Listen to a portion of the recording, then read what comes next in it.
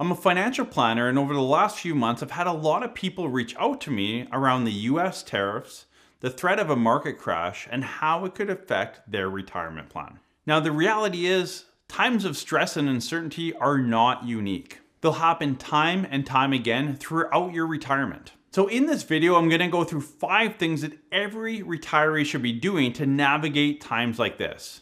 Reduce stress, and avoid making panic decisions that could seriously hurt your retirement. The first strategy all of our clients employ, and you need to as well, and this might be the most important, is creating a cash wedge.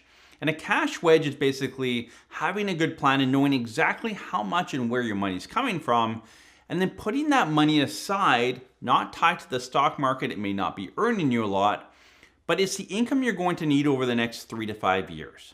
And we encourage you to build out a cash wedge of at least 3 years, put it aside.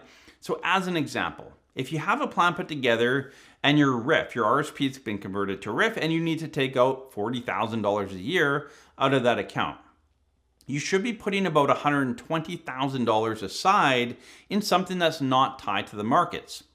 And for any of you walking into retirement right now, you feel how much these markets can affect your retirement. In fact, I've had a lot of people email and say, hey, I was going to get a plan with your office, but I'm delaying my retirement because of what's happening in the market. But if you had a plan done and you had planned ahead like you should be doing and had that cash wedge, times like this we expect. And we will continue to have more events like this. Next time it won't be tariffs probably, but it'll be something different. It'll disrupt the market. And your portfolio might be down 10 or 20% or more. But those events should not slow down your retirement or delay your retirement at all. And so if you have a proper cash wedge, you're essentially preparing for moments like this that we know are going to happen again.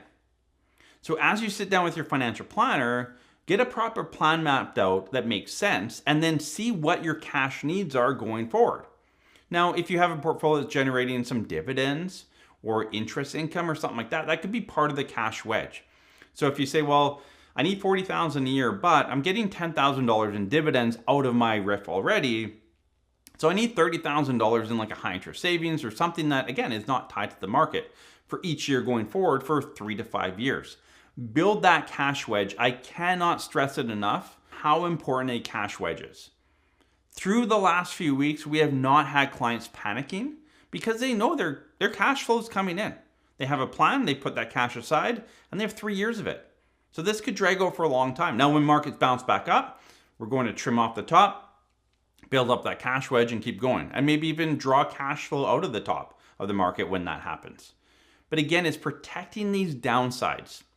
For most of you, you only have 10 to 15 years of go-go years in retirement, where you can actually ultimately super enjoy, like travel, do your hobbies, play sports, whatever it is that you want to do.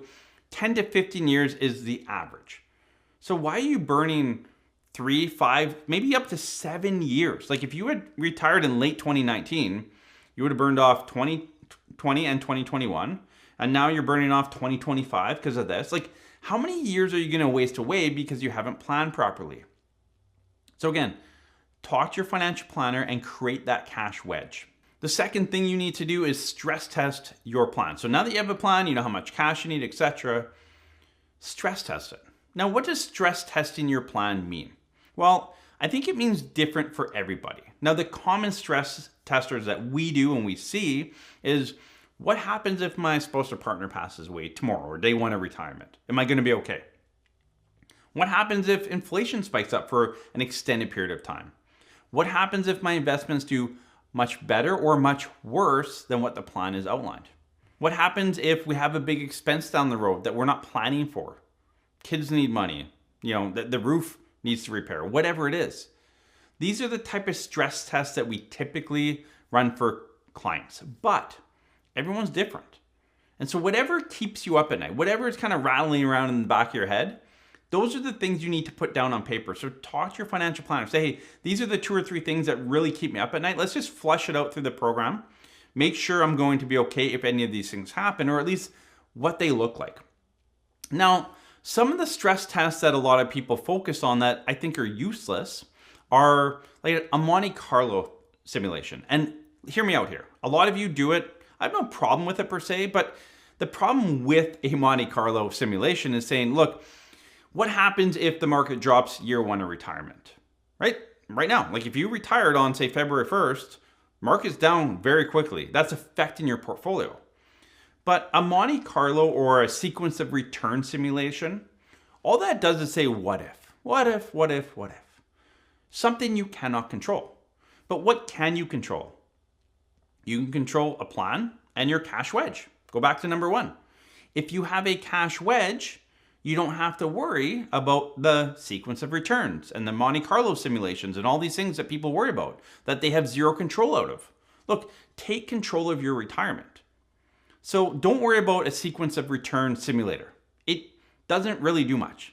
You're better off doing a plan years before retirement and protecting your future cash flow with that cash wedge. I can promise you, you'll sleep better at night doing that versus running a million simulations that you have no control over. But that's the route most people go, the zero control. Just get a really good plan, know what your cash flow need is, and put that cash flow aside for 3 to 5 years. That's the best way to protect against these market downsides. So again, as you get through to retirement, run those what ifs, the things that are keeping you up at night or rattling around in the back of your head. That's what you want to flush out through your plan with your advisor. The third aspect that's really important is you need to retire to something, not from something. And you've probably heard me talk about this almost as much as CPP, but I really do see it with clients, with family, with friends. If people retire from their job and they have nothing to do, it is a challenge. And typically health starts to deteriorate much quicker. They feel very lost in retirement, very alone. A lot of people end up going back to work because they need that purpose. They have nothing to do. So as you get closer to retirement, figure out like what's on your bucket list. What do you want to do? What are you retiring to? And again, you may hate your job and you are retiring from your job, but you're also retiring to something. It can be both, but it can't be just retiring from. You need to retire to something. And so if you're not sure what that is, talk to other people that are getting ready to retire, or maybe people that have already just retired. What did they retire to? How's it working for them? What was that transition like? Again, there's lots of online communities, even in our chat. Leave a comment below. If you recently retired to something, what was that? Leave that comment below. Get the chat going, help people out. We're a big community here. There's 135,000 people that are subscribed to the channel, and only about half of you are actually subscribed that watch the video. So there's 250,000 people that are connected to our channel on an ongoing basis. So again, leave comments below. Let's get that chat going and support each other. Like, what did you retire to? How did it go? What went well? And what tips can you share with others? And if you're watching this video and you're not subscribed, hit the subscribe button. It costs nothing. It takes a second, and join the community. And hit the notification bell as well. We do release 2 brand new videos every single week around tax, retirement, and estate planning for Canadians. The fourth tip I have for you that will really help with retirement is having that social network around you that's similar to you, that kind of walked into retirement at the same time or the same financial position as you. And again, it kind of goes back to the third point, retire to something, have that community around you, but you need that social community. And my dad's a great example. My dad retired recently, and he's actually retired now out to the Philippines. And he's met a whole bunch of people that have retired out there, joined a community. He golfs 3 times a week. He's swimming. He's doing games. He's got this community of like-minded people that enjoy the Philippines, that have retired out there, and it's been a great community for him. So again, what is your community as you go into retirement? For a lot of you, your community right now is at work. It's coworkers. And if you walk away from that, again, what are you retiring to? Part of that can be also that social environment. What type of social environment do you have outside of work? And if it's none, I encourage you to start building that. What could that look like? Where is that? Again, a lot of times it ties into that hobby and that thing that you're retiring to. Like my dad retired to, golf and more time for himself and travel. And travel was Philippines for him. So number 3 and 4 for him work together. And I think for a lot of you, those things will come together. I know some people that just locally here, they love tennis. So they've kind of retired and they're doing tennis lessons and that. It's also become their social network as well.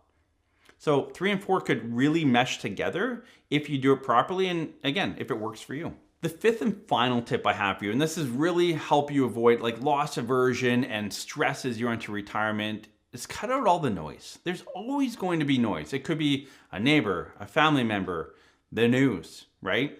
log into any news account and you'll see everything that's going on. News is typically bad, not good.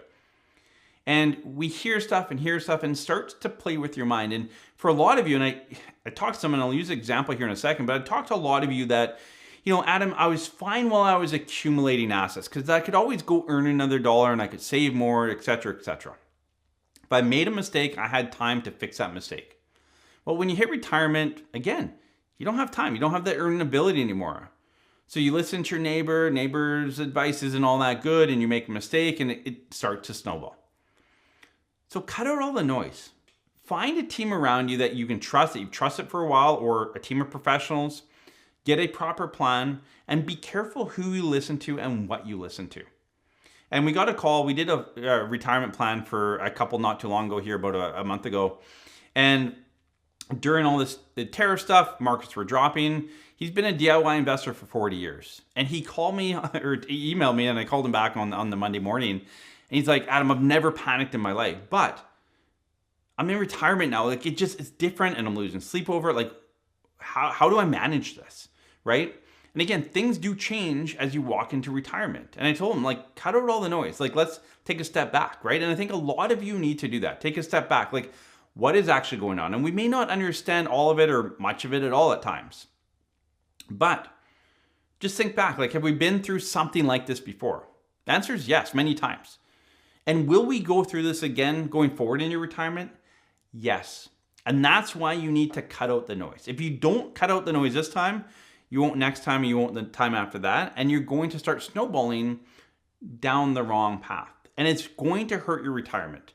So the earlier you can learn to cut out the noise, create a plan, create that cash wedge, and enjoy retirement, the better off you're going to be. So there's 5 strategies for you that will really help you walk into retirement and just have less stress and really enjoy. Again, you've worked 40, 50 plus years to get to this point in life. You need to enjoy it.